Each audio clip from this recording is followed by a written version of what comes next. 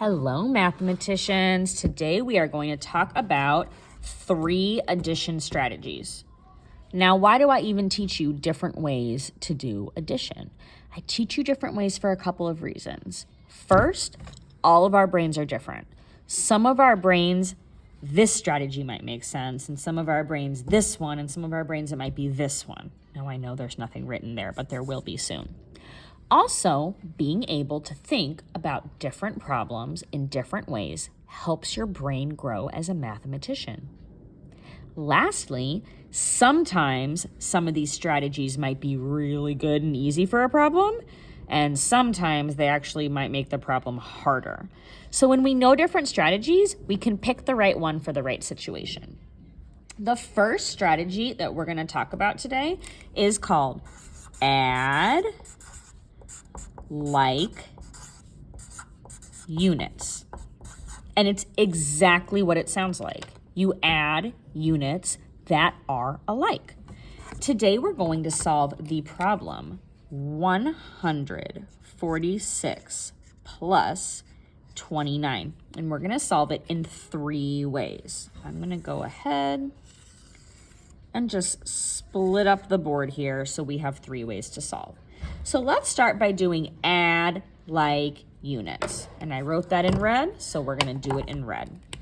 Let's look here. I'm going to write my problem 146 plus 29. And then what I'm going to do is I'm going to split up each of my numbers into ones, tens, and hundreds. So let's see. 146 has 3 digits, so I'm going to put 3 underneath. And let's see, that 1 is not actually a 1, it's a 100. And that 4, that's not actually a 4, it's a 40. And that 6, that's not actually a 6. Surprise, it is a 6 because it's in the ones place. It's a 6. 29 has 2 digits, so I am going to split it into 2.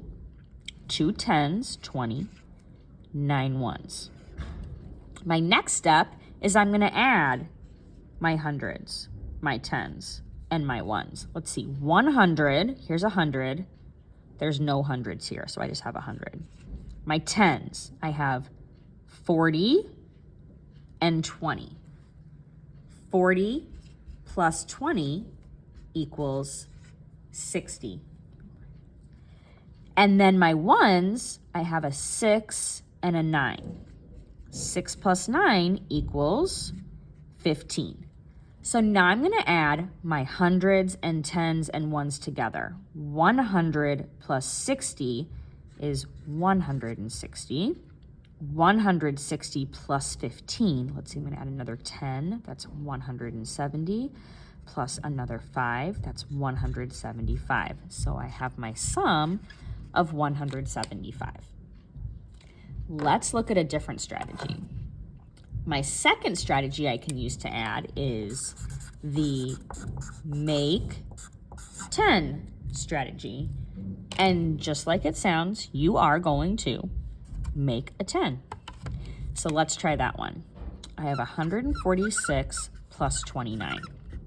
The way I think about it is, 29. How much more does 29 need to make a 10? 1. Let's go borrow 1 from our neighbor. Knock, knock, knock. Excuse me, 146. Can we please borrow a 1? 146 says, sure, but I'm not 146 anymore. 146 take away 1 is 145. We're going to add 1 plus 29, and that gives me 30. We're then going to add 30 plus our leftovers. 30 plus 145.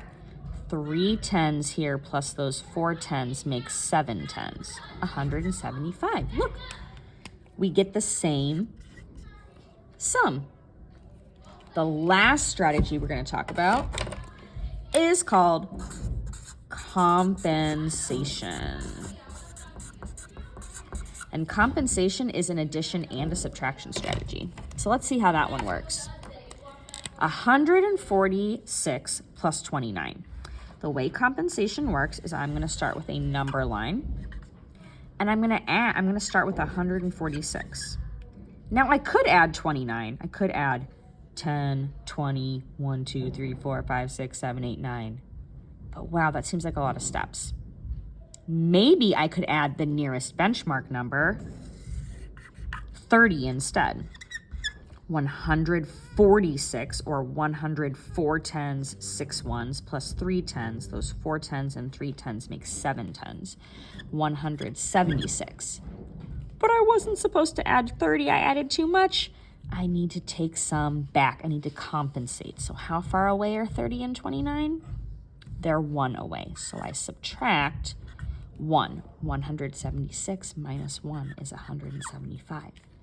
No matter how you do it, no matter what strategy you use, you are still going to end up with the same sum. So that is how we can use our 3 different addition strategies to solve the same problem.